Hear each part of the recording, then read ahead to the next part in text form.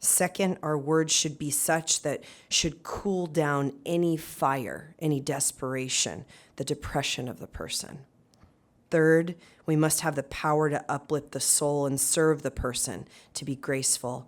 And finally, we have to stand pure. Do you know the oath of the Kundalini yoga teacher?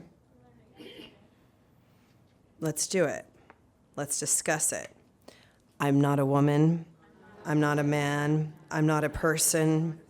I'm not myself. I'm a teacher.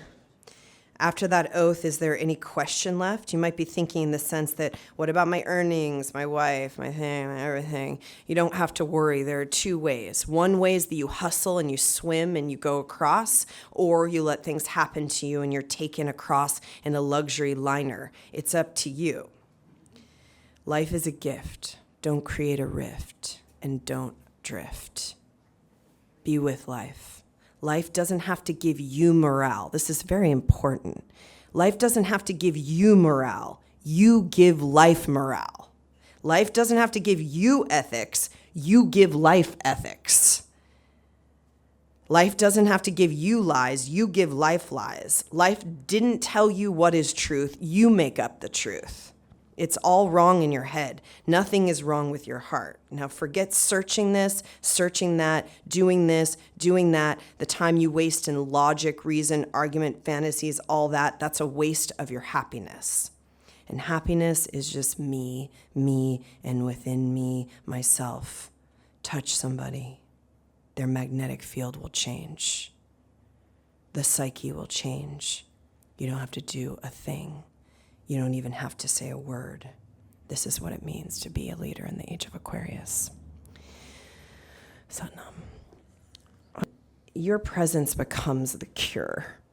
Whether you're in line, at the grocery store, or you're in aisle 9 at Walmart, Compton,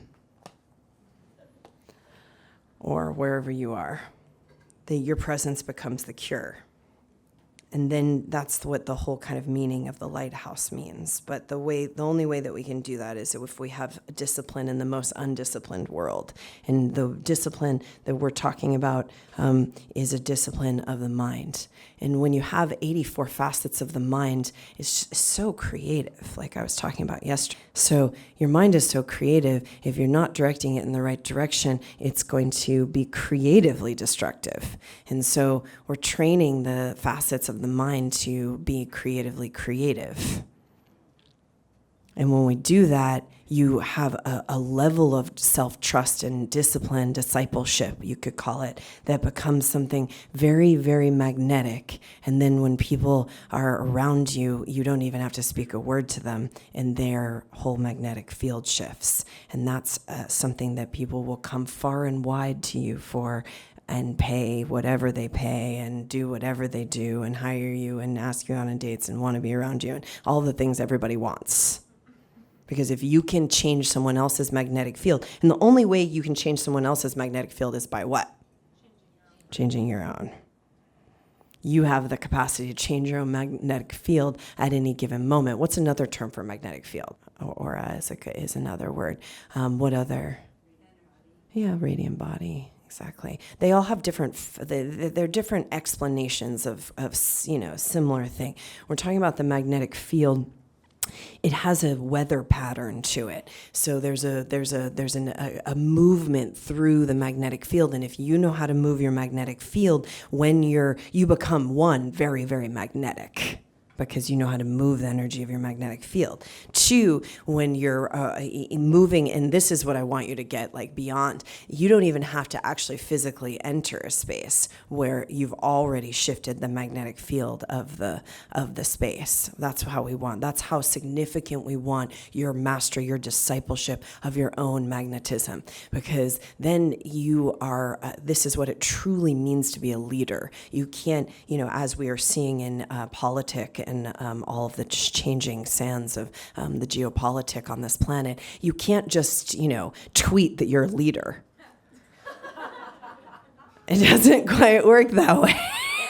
You see that New York Times op-ed? It's getting real. Yes. Exciting. But you can't just tweet that you're a leader. You have to, if you know how to change the magnetic field of a space or a place or a law or the minds of the masses or the hearts of then I mean this is what it truly means to be a leader. And so we're cultivating that in you in all of your spheres of influence, because that makes you someone that you're going to help a lot of people. And we're in crisis on this planet. We need people who can help others in a way that is beyond their own kind of neurotic. And we don't care. Like I said yesterday, we're not trying to take away your baba, okay?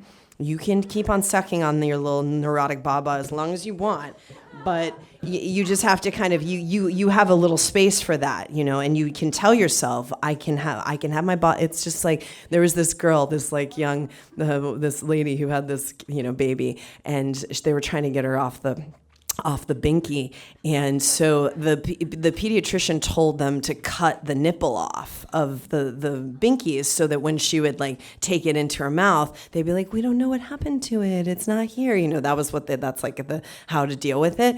And the girl, because the mom had done the kirtan kriya throughout the whole pregnancy, the girl was had neuron velocity, so she's about 18 months old, and when she went for the thing and there was no nipple, and the mom was like, oh, I don't know where the thing is. And the girl was like, I know where to get one, so let's get in the car, drive around the corner 3 blocks down. On the left, there's a CVS, aisle 5. We can get more pinkies. She and the mom was like, oh my God. But it wasn't, she knew exactly where they were, like where to buy them to a T. So that didn't work. And that's, so your little baby of your subconscious childhood patterns, we don't have to get too crazy here. That's what's so great about Kundalini Yoga. And Yogi Bhajan was really definitive about this.